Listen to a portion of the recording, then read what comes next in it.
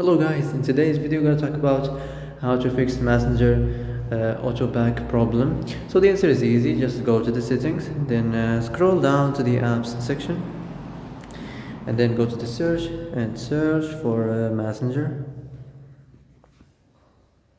And next go to the storage, and here you will find this clear cache option. Click on it.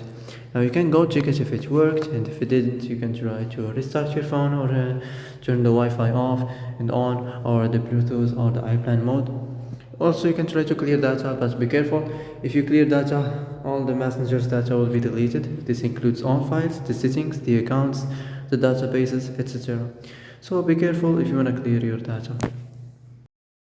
So that's it for today's video. I hope this is the answer you've been looking for.